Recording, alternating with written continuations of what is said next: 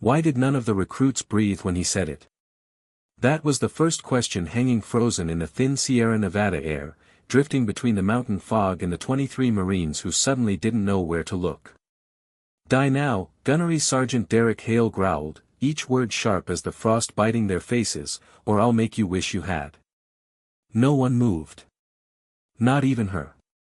Master Sergeant Kem Thorne just stood there, small, quiet, unshaken, her breath steady as steam in the cold. She wasn't built like the instructors they were used to. She wasn't loud. She wasn't big. And she wore her gear like someone who didn't need to prove anything to anyone. But that silence. That was the thing. The silence felt dangerous. Some recruits looked at Hale, waiting for the punchline. Others looked at her, trying to understand why a woman like that wasn't trembling. Cam didn't blink. Didn't shift her weight. Didn't react at all. Because this wasn't a threat. Not compared to the things she'd already survived. If any of them had known what lived beneath that simple base layer, what scars rewrote her service record 3 different times, they might have understood the look in her eyes. Pale blue. Focused on something past them, past this mountain, past this moment. Focused on places they'd never read about in the sanitized history of American warfare. They didn't know she'd spent 6 years in places where Hale's entire career would have lasted 72 hours. Right now, all 23 recruits thought they were here to learn mountain warfare. They were wrong. They were about to learn what happens when someone mistakes silence for weakness. A gust of winter wind slid across the staging area, scattering snow in fine swirling sheets.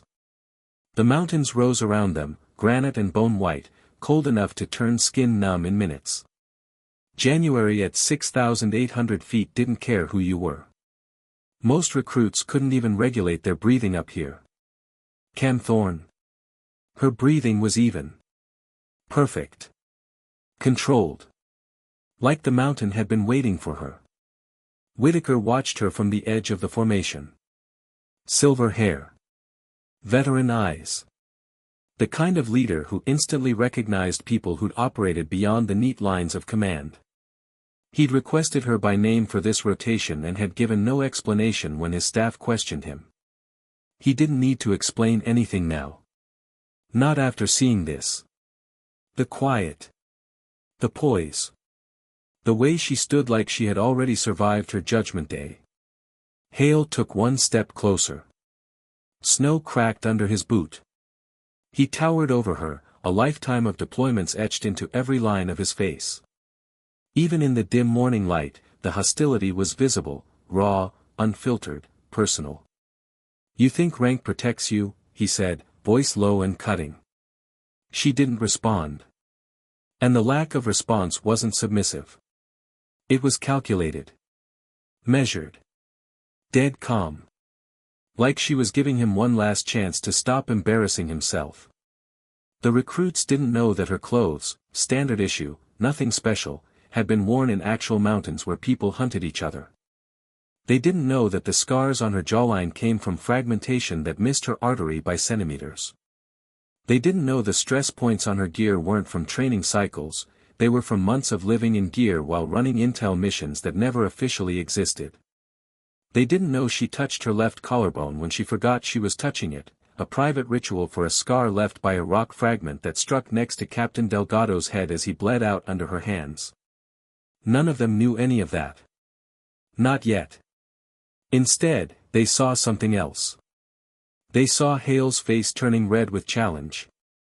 They saw Cam's eyes tracking the fog, the terrain, the recruits, everything except his threat. They saw a woman who didn't need a raised voice to command space. Corporal Rivera, standing near the edge, felt a cold prickle crawl up his spine. He didn't know why. But something in the way she stood made him swallow. She moved like someone whose entire nervous system was trained not to waste a single signal. That wasn't normal. Not even for an NCO. And then there was Hale, Marine legend, Fallujah veteran, and a man who believed quiet people had something to hide. He leaned closer. "You talk tough in a classroom," he said, "but out there, this environment will break you. Cam turned her head just slightly. Not aggressive. Not defensive. Just enough to look him in the eyes. Her voice, when it finally came, was soft. If you want to test that, she said, pick the time. Silence detonated across the formation. Hale's jaw flexed. He smiled, not a friendly smile, not even a threatening one. A smile full of certainty. A man convinced he had already won. Oh, he whispered, I'm going to. Someone exhaled sharply. The fog swallowed the sound. A strange shift moved through the recruits, not excitement, not fear, something more like confusion. They had seen Hale break instructors before. He was respected, feared, a relic of an older Marine Corps that used to sharpen people through fire. But the woman in front of him? She didn't look sharpened. She looked tempered. There's a difference. Whitaker finally stepped in, but not in the way anyone expected. He didn't raise his voice. Didn't bark an order.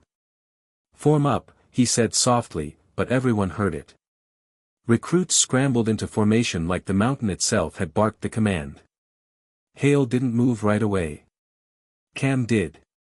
One step back. Calm. Controlled. She didn't break eye contact until she needed to. But when she did, something flickered in her expression. Not fear.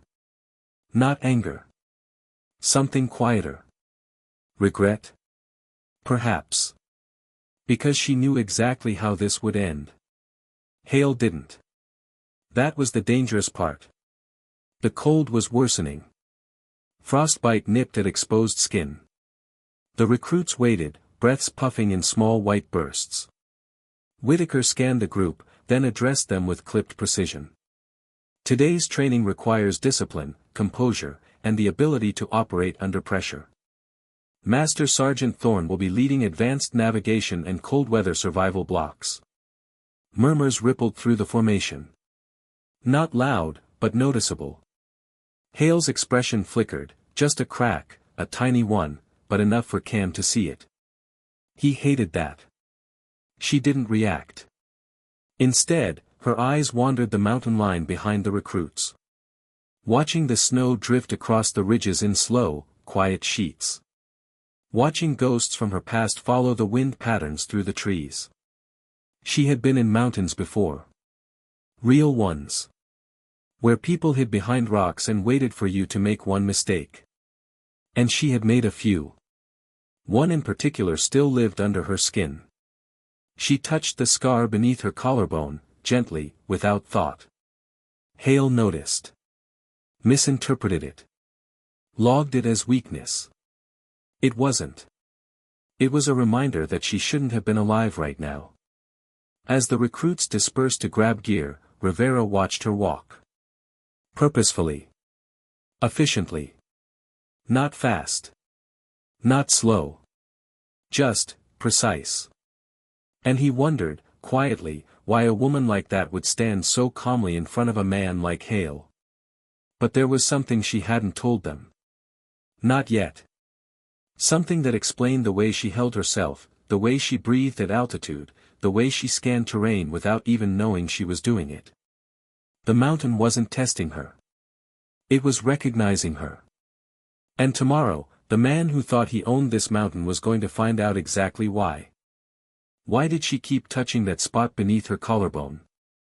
Rivera noticed it again the next morning as the wind swept hard across the staging area, icy enough to sting the eyes and tear the breath from anyone not used to high-altitude mornings.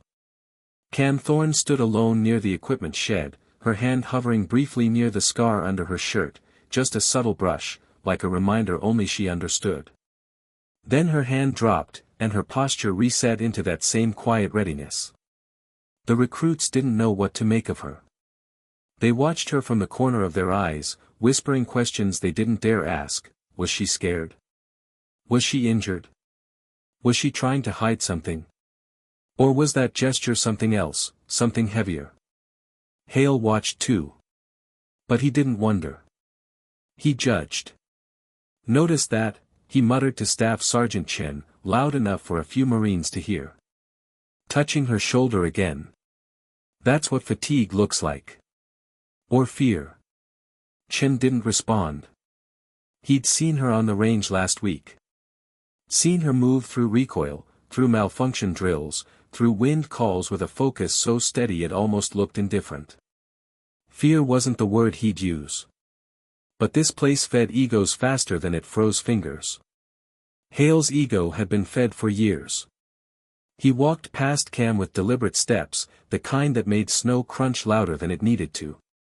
"Ready for today's evaluations, Master Sergeant?" he asked, voice dipped in sarcasm. She didn't answer. She just tightened one strap on her ruck and kept moving. It infuriated him. Silence always did. To him, silence wasn't composure, it was defiance.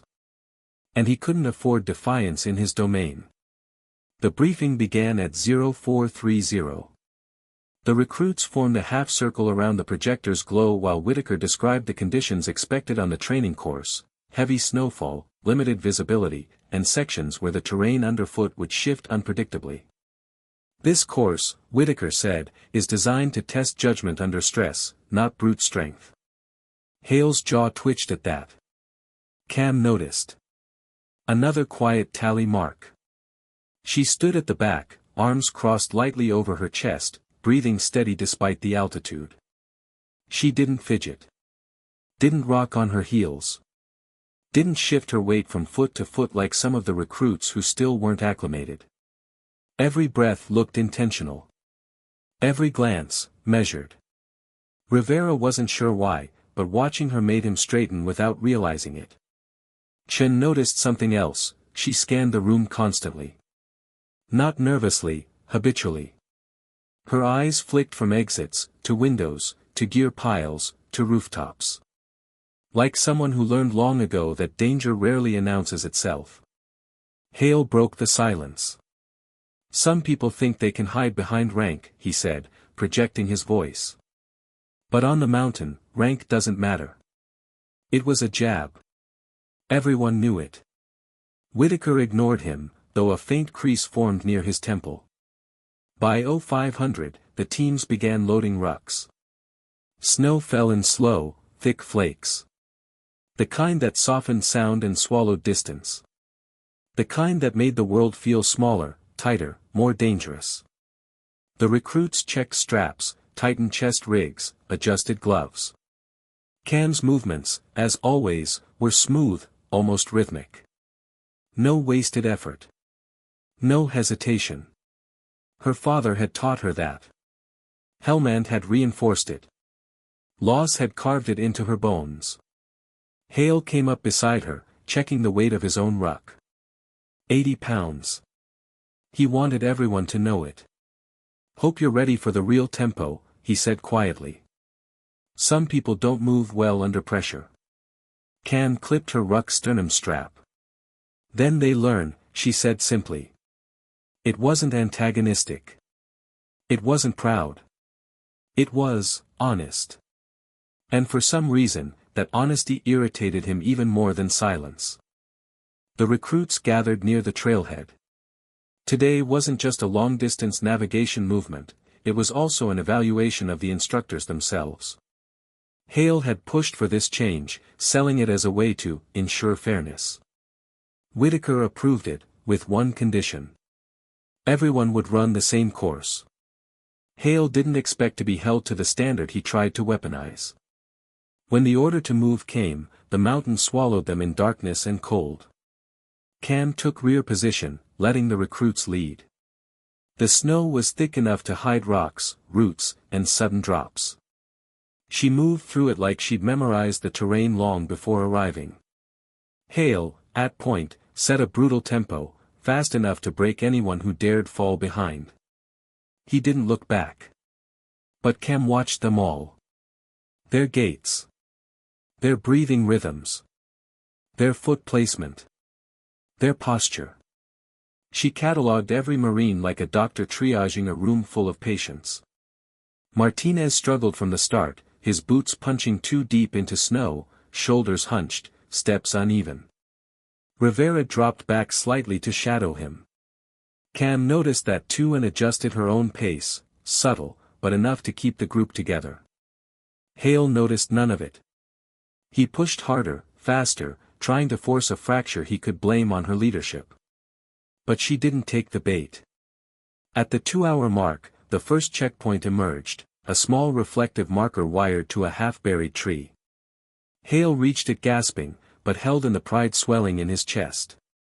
He made sure his stopwatch was visible when she arrived with every Marine intact. 70 seconds behind him. His smile wavered. Just a little. They moved again. The terrain worsened, down into a frozen drainage, across a half-formed creek where ice cracked beneath every step, then back up a slope littered with deadfall and loose rock. This was the kind of terrain that didn't care who you were. The snow hit everything that could injure you. And it did. Around hour 4, Martinez's step faltered. Rivera tried to steady him, but the young Marine's boot hit a loose rock concealed beneath the powder. His ankle rolled with a sickening crunch. He went down hard. A stifled cry escaped through clenched teeth. Hale turned back, waiting. Watching. Expecting. Cam reached Martinez before anyone else. She knelt beside him, gloves moving with practiced speed. Not rushed. Not panicked. Direct. Efficient. March protocol, Rivera whispered without meaning to. He'd seen medics do it. Rarely instructors. But she ran through it flawlessly, checking circulation, nerve response, stabilizing the joint, applying a SAM splint she'd packed without being required to. Evac? Rivera asked. Cam looked at Martinez. It's your call, she said softly. 3-hour wait minimum if we request it. Martinez swallowed his pain. I'll walk. She nodded once. Redistribution of weight was quick. Clean. She gave Rivera instructions, modified their movement route to safer terrain, then rose to her feet. Only then did she look at Hale. Concerns? She asked evenly. Hale had plenty. He just didn't say them. Instead, he sped up. He wanted to break her. That was the moment she stopped following his tempo. She set her own. The climb grew steeper. The wind harsher. Snow slammed sideways into their faces. Breathing grew ragged for everyone, except her. She moved like altitude didn't matter. Like cold didn't matter. Like nothing could slow her. Rivera had never seen anything like it. Not in instructors. Not in officers. Not in Marines who bragged about their toughness. 7 hours into the movement, they reached the final checkpoint atop an exposed ridge. Wind cut through them like invisible blades. The Marines staggered through the gusts, half-frozen, aching, exhausted. Hale reached the marker. Checked his time. 7 hours, 38 minutes. When Cam appeared through the snow, every Marine still with her, Martinez limping but upright, she reached the checkpoint at 7 hours, 42 minutes. 4 minutes behind him. 4 minutes, while carrying the weight of one injured Marine, redistributing loads, adjusting the route, and keeping cohesion. Hale's face didn't show confusion first. It showed disbelief. Then something uglier, fear. He didn't understand this woman. Didn't understand what she was. Didn't understand what she had survived. And before he could process any of it, a radio crackled on Cam's chest, the emergency frequency every instructor monitored. A voice cut through the wind. Bridgeport actual to all instructor stations. Priority recall. Tombstone 6 actual is directed to return to main post for classified communication. Cam froze. Not her body. Her expression. A microscopic shift. A recognition. Rivera saw it. Hale saw it. Everyone saw it. That call sign didn't belong to an instructor. It belonged to something else. Something she wasn't supposed to be anymore. Cam keyed her radio. Tombstone 6 actual copies. Inbound. The wind swallowed the silence. Hale stared at her like the mountain had just changed shape in front of him. For the first time since she arrived. He looked small. Why didn't she look surprised when she heard the call sign? That was the question burning through Rivera's mind as they descended the final stretch of icy switchbacks, snow swirling around them in sharp, relentless bursts. Cam Thorne didn't look shocked. Didn't look confused. Didn't even look curious. She looked resigned. Like she had always known this day would come. Hale kept glancing at her, bewildered, trying to understand what he'd just witnessed. The wind howled so loudly that conversations were swallowed whole before they even formed, but nothing could drown out the truth that had settled over the group. Tombstone 6 actual. She didn't just have history. She had a past that outranked everything here. 70 minutes later, the group reached the trailhead. Whitaker was waiting, posture straight, expression unreadable, flanked by 2 men in civilian winter gear, clean-shaven, quiet, eyes scanning the mountain the way predators scan tree lines. The recruits didn't know what agency looked like. But Cam did. And so did Hale. He stopped walking the second he saw them. Something like fear, real fear, flickered in his eyes. Not fear of her. Fear of what she represented. Cam stepped forward. She didn't salute. Didn't posture. Didn't straighten out of respect. She simply stopped in front of Whitaker, boots sinking half an inch into snow. His tone changed, subtle, but unmistakable. "Master Sergeant," he said. "Walk with me. No rank enforcement. No instructor presence. Just equals." The recruits were dismissed to medical screening. Martinez nearly collapsed when Rivera helped him toward the warm tent. Pain trembled through every muscle in his face, but even he couldn't stop glancing over his shoulder. He had seen her differently now, everyone had. But Hale stood there, snow gathering in his eyebrows, breath rising in slow, stunned fog. He knew something was happening that he hadn't prepared for. Something he couldn't argue with, bully through, or intimidate. He had spent 2 weeks trying to discredit a ghost. And the ghost had a call sign. Whitaker led Cam away from the group, boots crunching in the snow. The 2 civilians followed at a respectful distance. The sky was shifting color, soft blues bleeding into pale morning whites, and for a moment, everything seemed to slow around them. "You know why they're here," Whitaker said quietly. Cam exhaled through her nose. "Yes, sir." "You still want this assignment?" She hesitated. Barely. But the hesitation was real. "Want," she said softly. "Doesn't feel like the right word." Whitaker nodded. "Need, then." She didn't answer immediately. Her eyes followed the jagged ridgeline in the distance, the place where she'd held a wounded Marine's life in her hands years before. She remembered the weight. The blood. The last breath. She remembered Delgado's voice. "Make it count." "I won't waste the opportunity," she finally said. "Not this time." "That's why they approved it," Whitaker said. "You'll get the briefing in a few hours." His voice softened, not pity, but respect. Maybe even something parental. "You ready to come back in?" Cam looked down at her gloved hand. Her fingers brushed the scar beneath her collarbone, barely a touch, barely a movement. A quiet ritual for a man whose photograph still lived in her pack. "I never left," she whispered. Behind them, Hale watched. He had no idea what he was seeing. But he knew enough to be terrified. Later that evening, long after the recruits were dismissed and the mountain swallowed by darkness again, Cam sat alone in her room. The barracks heater hummed unevenly.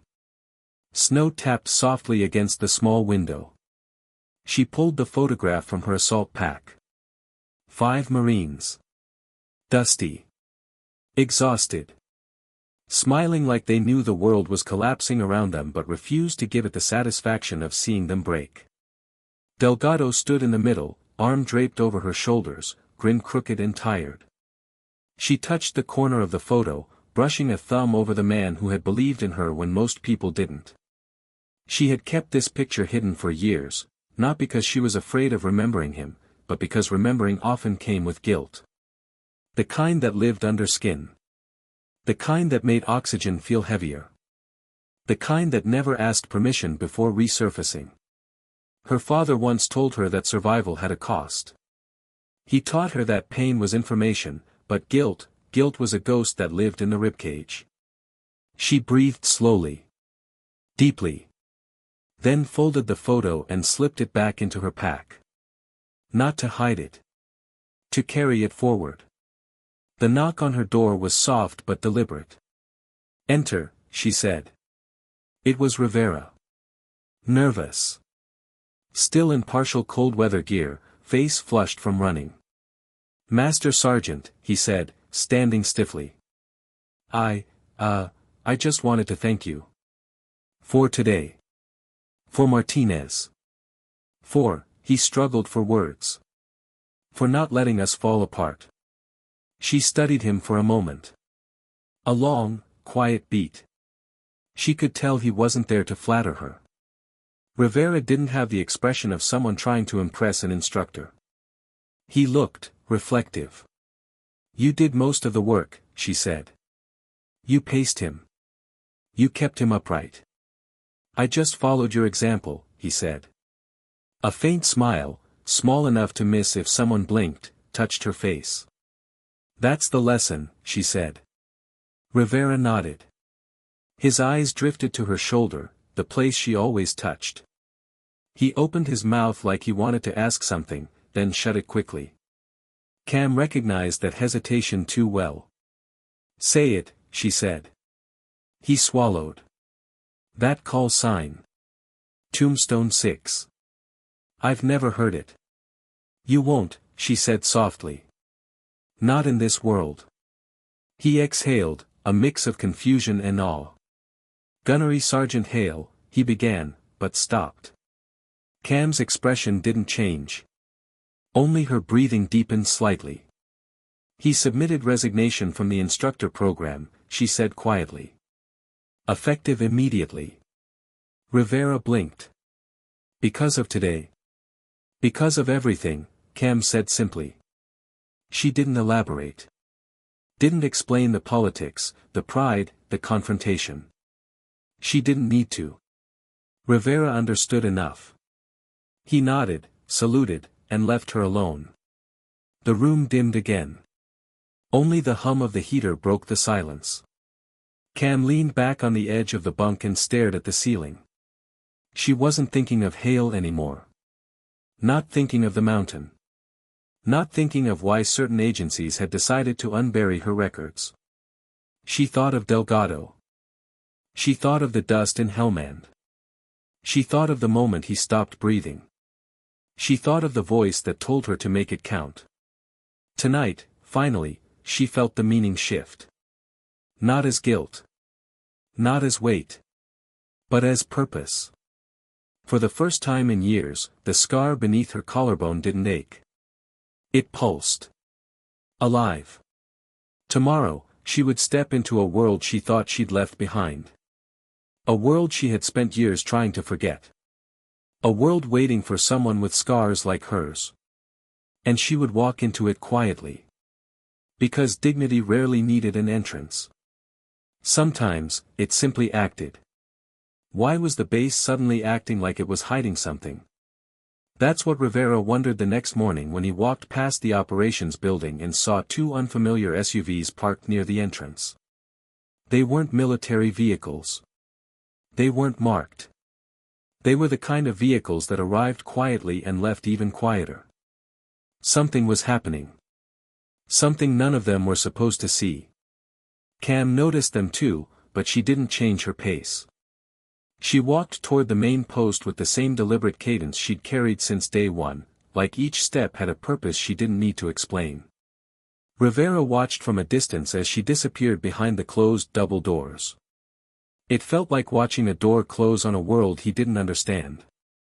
Inside, Whitaker waited. So did the two civilians from the trailhead.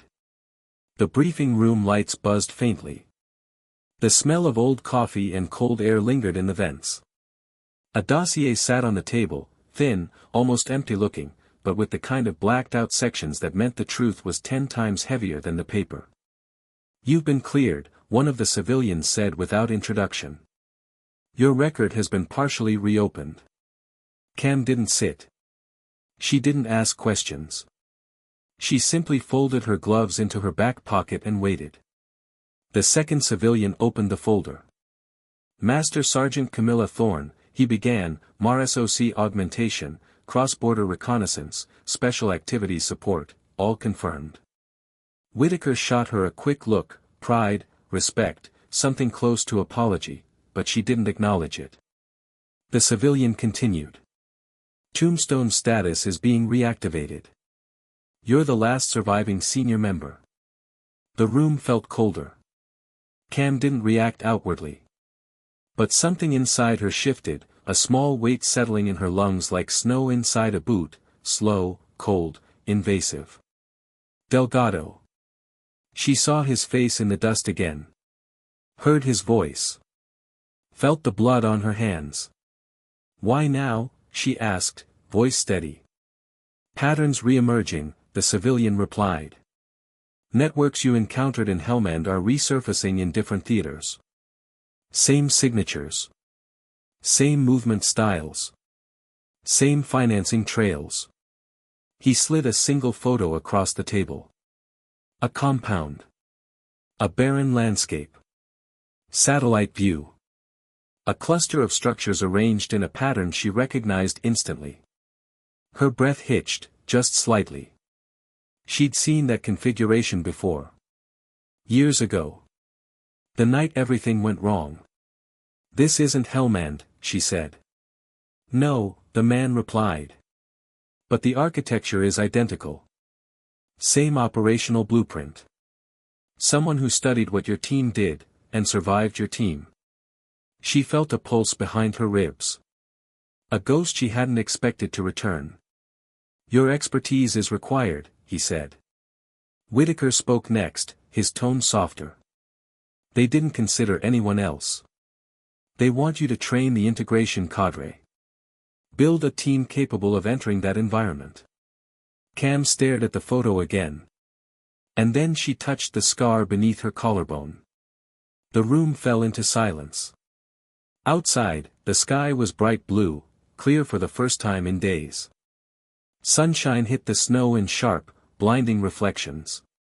The recruits were halfway through a cold-weather fieldcraft class, but eyes drifted toward the operations building like gravity had changed angles. When Cam emerged, everything felt different. She didn't radiate authority. She never had. But she carried something new. Resolve. Hale watched her from near the motor pool. He looked smaller. Not physically, his bulk was still intimidating. But something in him had cracked. Respect. Fear. Recognition. He didn't approach her. Didn't glare. Didn't smirk. He just stepped back, giving her space that he'd spent weeks refusing to give. Rivera felt the shift too. He stood among the recruits but kept glancing toward her like the air around her had changed density. Cam walked toward the training area with a steady pace. Each footstep pressed deep into the snow. Her face showed nothing, but inside, thoughts collided like tectonic plates. Tombstone 6. Reactivated. She had buried that part of herself so deeply she sometimes wondered if it had ever truly happened. The mission, the ambush, Delgado's last words, all sealed under layers of classification thick enough to erase entire lives. Yet now it was open again. A door forced ajar. And she would walk through it. Because this time, she wouldn't lose people. "You ready?" Whitaker asked from behind her. She didn't turn. I'm tired of losing good Marines, she said quietly. If this is a way to prevent that, then yes. I'm ready. Whitaker nodded. You'll take over the integration program in 2 weeks, he said. I'll make the announcement at the next formation. She inhaled slowly, letting the cold burn its way into her lungs. Understood. You know, Whitaker added, Hale submitted his resignation this morning. She blinked once. I know. You told him? No, she said. He came to his own conclusion. Whitaker chuckled softly, but there was no humor. He's lucky you're as restrained as you are. She didn't answer. Not everything deserved a response. That night, the barracks were quiet. The snowstorm had returned, soft flakes tapping against windows like restless fingers. The corridors hummed with faint heater noise. Cam sat at her desk, reviewing the first set of training materials for the integration program: high-altitude infiltration, specialized winter navigation, emergency medical intervention in extreme conditions. She read each page like she'd lived it. Because she had. A knock came at the door. Come in, she said. Rivera entered again, but this time he wasn't nervous. He looked determined. Master Sergeant, he said, I know I'm not supposed to ask this, but, what happened out there in Helmand? I mean, before all of this. Cam didn't scold him. Didn't shut it down. She studied him instead, seeing something familiar in his eyes. Curiosity mixed with concern. Respect mixed with confusion. A desire to understand something he couldn't yet name. She looked down at her hands. My team walked into an ambush we didn't see coming, she said quietly. Our lead officer, Captain Delgado, he didn't make it out. Rivera swallowed. I'm sorry. Cam shook her head. Survival isn't always clean. And it isn't fair. He waited, sensing that wasn't the whole truth. It was supposed to be an intel-gathering mission, she continued. 30 days. No engagement. Just pattern of life tracking. Her voice slowed. On day 22, our source was compromised. We had to move. We thought the extraction route was clear. Rivera didn't breathe. It wasn't. Silence thickened. Cam wasn't crying. She didn't break. But her eyes lowered, not in shame, but in memory. The ambush was structured. Perfect lines. No gaps. No noise discipline mistakes. She inhaled. Someone planned it. Someone who knew our patterns. Someone survived, Rivera whispered. Cam nodded once. The person who designed that ambush used to be part of the same network we tracked. And now, they're resurfacing. Rivera's blood ran cold. They want you because you know how they think, he said. She looked up.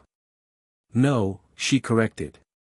They want me because I survived someone who thinks like that. Rivera understood. Fully. Master Sergeant, he said carefully. Are you afraid? Cam considered the question. Considered her breath. Considered the weight beneath her ribs. Yes, she said at last. But fear doesn't make me weaker. Her eyes steadied. It makes me deliberate. Rivera nodded slowly, absorbing every word. Then I hope, he whispered, they understand who they're asking to come back. Cam didn't respond. She didn't need to. Outside, the snow thickened, quiet, relentless, steady. The same way Cam Thorne moved through the world. Not loud. Not dramatic. Not seeking attention. But impossible to ignore when she arrived. And tomorrow, the first thread of her past would begin pulling tight. The mountain wasn't finished with her. And neither was the world she thought she'd left behind. Why did the mountain feel different today? Rivera noticed it the second he stepped outside, an odd heaviness in the air, as if the wind carried anticipation. The cold bit deeper. The snow crunched sharper. And every instructor seemed to move with a little more tension in their shoulders. But it was Cam who changed the atmosphere. Not because she stood taller. Not because she spoke louder. But because she walked into the morning formation like a person who had already made peace with a decision that would alter everything that followed. She looked calm. Too calm. And calm, in places like this, was rarely a good sign. The recruits felt it before they understood it. Conversations quieted as she passed. Even the experienced instructors softened their posture around her now, not out of fear, but out of understanding. Hale was gone. Cam was still here. And the hierarchy of the mountain had changed. Whitaker stood at the front of the formation, his silver hair lit faintly by the early light. He didn't hold a clipboard today. Didn't carry a binder. Just his gloves and a look of private resolve. When he cleared his throat, the mountain seemed to fall still. "Listen up," he said, voice steady but not loud. "There will be changes in the coming weeks. Master Sergeant Thorne has been assigned new responsibilities." Rivera sensed the shift before the words came. She will assume leadership of the Special Operations Integration Program. Effective immediately. Murmurs rippled through the ranks, soft, sharp, disbelieving. Some eyebrows rose. Some jaws dropped. A few recruits exchanged looks that said everything and nothing all at once. But Cam didn't react. Not with pride. Not with embarrassment. Not with intimidation. She just listened, hands clasped behind her back, breathing slow and even. Whitaker continued. "You'll hear rumors. Some true. Most not. What matters is simple, she is the most qualified person I've had the honor to serve beside." He paused, letting the words settle into the snow. "And she will be responsible for training those who may walk into environments most of you will never see." If anyone doubted her before, no one doubted her now. Still, Rivera noticed something else, something beneath her stillness. A flicker of weight. A shadow behind her eyes. Not fear. Not regret. Responsibility. That was heavier than any ruck. After formation, the cold weather classroom filled slowly. Frost still clung to windows in thin spiderweb patterns. Steam rose from paper cups of instant coffee. The recruits sat straighter than usual, waiting for her. Cam entered without announcement. She placed a single map on the table. A topographical sheet, nothing extraordinary at first glance. But her fingers rested on its center with unusual gentleness. That gesture alone told Rivera everything. This wasn't just a map. It was the beginning of something deeper. "Today," she said softly, "we're going to talk about what terrain teaches you when you stop trying to dominate it." A curious start. A hook. A quiet challenge. Some recruits frowned, unsure. But her voice carried weight, not from volume, but from certainty. "In the mountains," she continued, "your ego will kill you faster than the cold." A glance at her left shoulder, subtle, unconscious, made Rivera swallow. He knew she wasn't talking about Hale, but she might as well have been. "You think survival is about being stronger," she said. "It's not. It's about being honest with what's in front of you, and what's inside you." Her gaze passed over the room like a slow wind. "Fear isn't the enemy," she added. "Fear tells you something. Listen to it." One recruit raised his hand. "Master Sergeant, what if fear gets too loud?" Cam didn't hesitate. "Then you breathe," she said. "You ground yourself. You strip the situation down to what you can control. Keep one decision ahead of the danger." Her eyes softened for a heartbeat, memory flickering behind them. She remembered Delgado's breathing slowing. She remembered her hands pressing into gauze. She remembered the moment the world narrowed to decisions and seconds. "One step," she whispered. "One breath. One move." She tapped the map lightly. That's how you stay alive. The recruits scribbled notes furiously. Rivera didn't write anything. He just listened, absorbing the rhythm of her voice. It had a strange power, sometimes steady as snow, sometimes sharp as ice, sometimes warm enough to cut through the cold. She wasn't performing. She wasn't trying to inspire. She was remembering. And sharing only what she could bear to share. Later, while the recruits practiced navigation drills in the field, Whitaker caught Cam by the motor pool. "You know they're reviewing the initial target packet tonight," he said. She nodded. "I'll be there. You don't have to jump back in so quickly." "I know." "Then why push it?" Cam looked toward the distant ridge.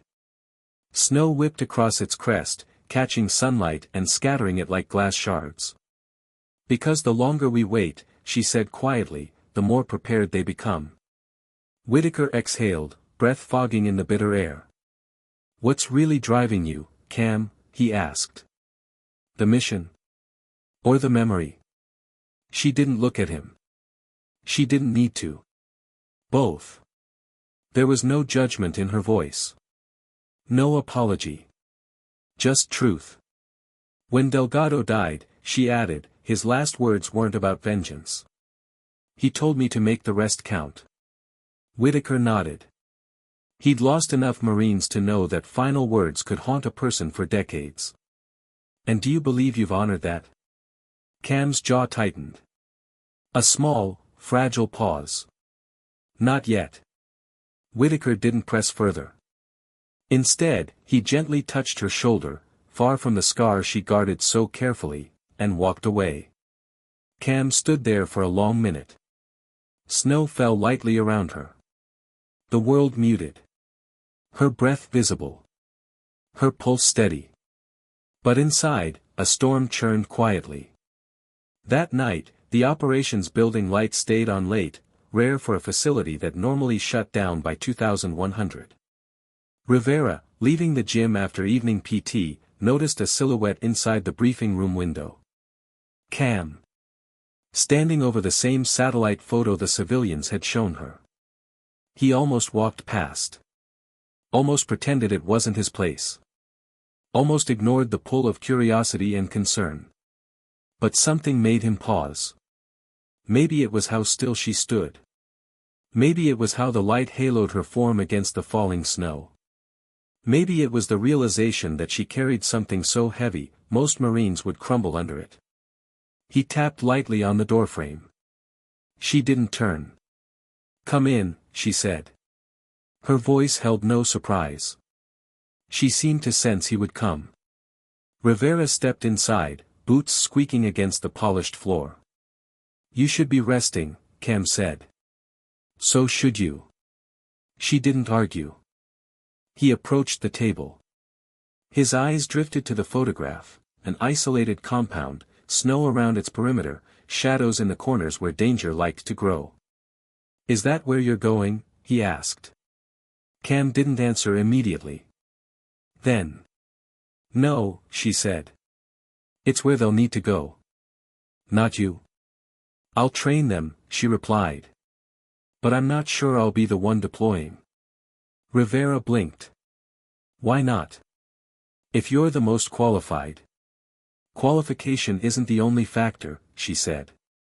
Her voice softened. "History complicates things." "You mean Delgado?" Cam exhaled, a quiet, slow release of weight. "When you lose someone in the field," she said, "part of you stays with them. And part of them follows you. If you don't manage that right, you become a liability." Her hand drifted toward her collarbone. Stopped. Retracted. "You think that's true about you?" Rivera asked. She didn't look at him. "I think," she whispered, "that I owe it to the next team to know the difference." Rivera felt something tighten in his chest. Not pity. Not fear. Respect. "Master Sergeant," he said softly, "whatever decision you make, it won't be from weakness." For the first time since he'd met her, Cam's eyes lifted with something like gratitude. Not spoken. Not large. Barely even visible. But real. Get some rest, she said, voice steady again. Tomorrow begins the hard part. Rivera nodded and left. Cam looked back at the photo. The compound. The pattern. The ghosts. She touched the edge of the table with her fingertips. Not trembling. Just, remembering. The hard part wasn't training others. It was believing she could let someone else walk into the fire she had barely crawled out of. And believing she could stay behind this time without breaking. Why did the quiet feel heavier tonight? The wind outside wasn't fierce, and the snowfall had slowed to a soft whisper against the barracks windows. But something about the stillness carried weight, like the mountain was waiting for an answer Cam hadn't given yet. Inside the briefing room, only one light was on. It cast a narrow cone over the operational packet spread across the table. Maps. Photos.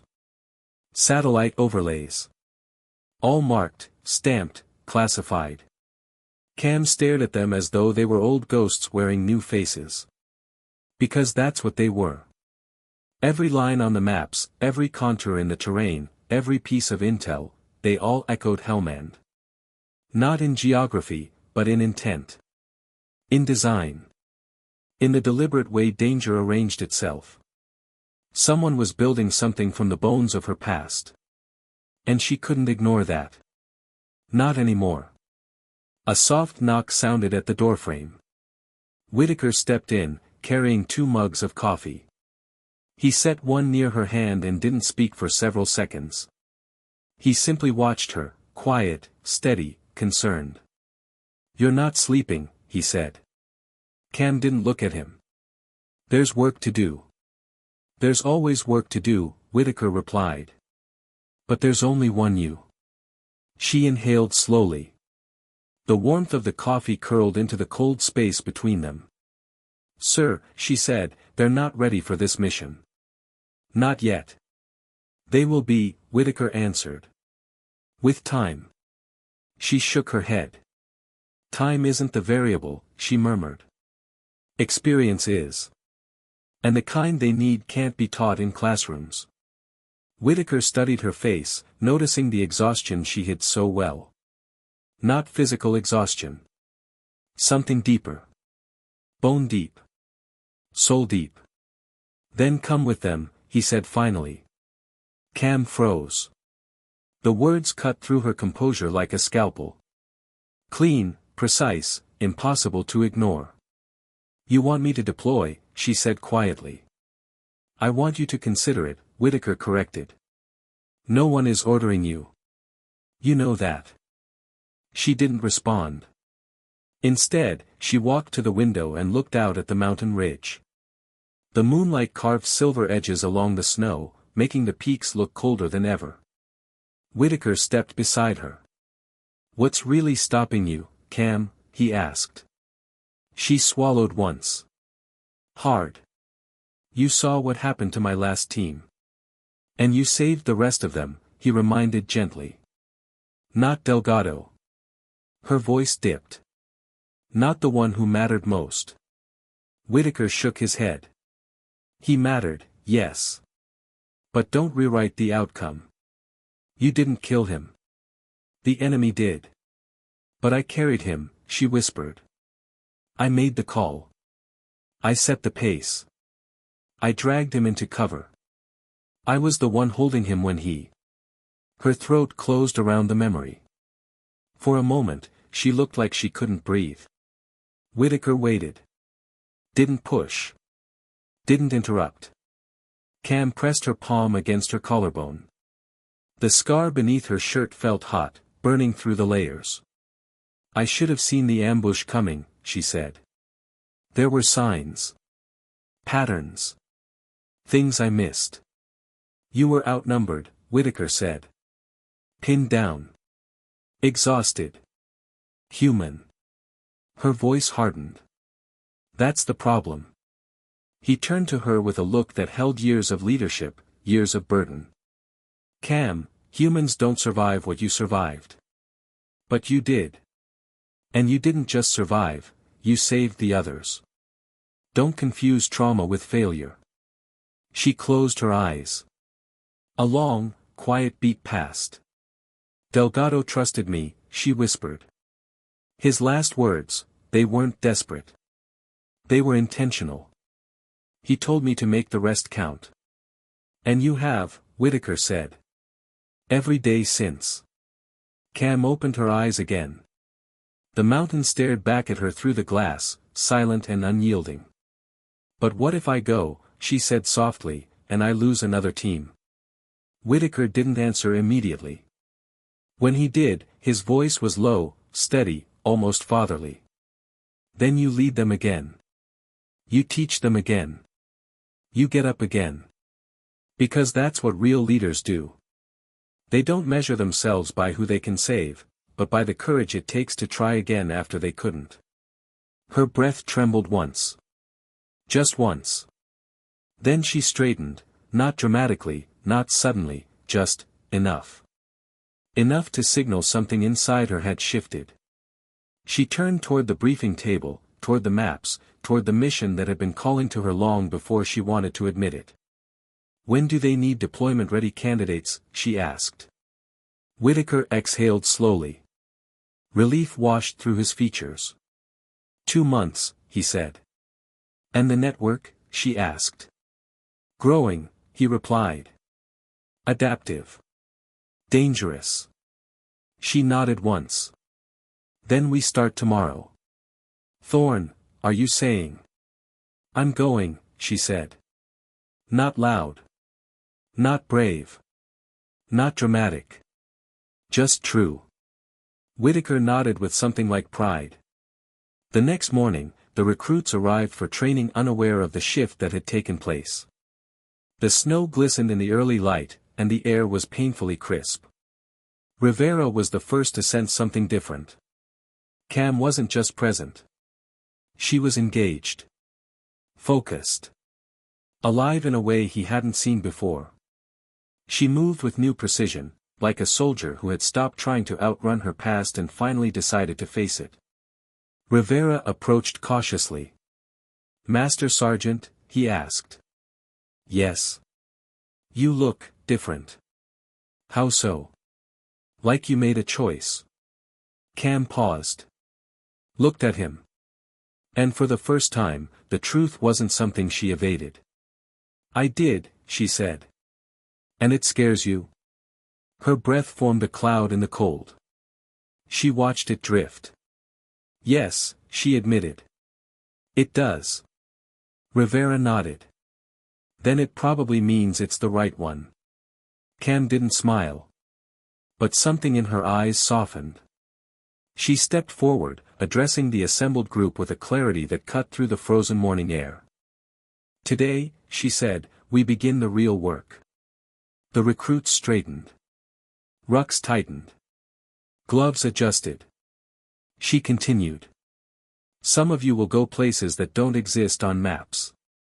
Some of you will face things that won't be written in reports. And the only thing standing between you and failure will be the discipline you build here. A beat. And your willingness to listen when fear tells you to slow down and think. Her gaze held each Marine, steady, calm, unshakable. You won't train to be fearless. Fearless people die. You'll train to be deliberate. Honest. Precise. Rivera felt the words settle into him like anchors. Strong. Heavy. True. Cam took one step back. Let's begin. They moved as a unit into the snow, the mountain echoing their crunching footsteps. The sun broke over the ridge, washing everything in sharp white light. And somewhere within that brightness, Cam felt something she hadn't felt since Helmand. Hope. Not loud. Not naive. Just, alive. That night, after the mountain emptied and silence reclaimed the barracks, Cam sat alone with Delgado's photograph. She unfolded it gently, tracing his smile with her thumb. I'm going back, she whispered. Not to chase vengeance. Not to rewrite the past. Not to prove anything. But to honor the promise she had carried, quietly, painfully, faithfully. Make the rest count. She slipped the photo into her pack. Closed her eyes. Exhaled. And made peace with what came next. Sometimes the world didn't give you closure. Sometimes it didn't owe you answers. Sometimes it simply handed you a path and asked if you had the courage to step onto it. Cam Thorne did. And the mountain, ancient and cold and wiser than any of them, seemed to approve. Because sometimes dignity doesn't speak. It simply acts.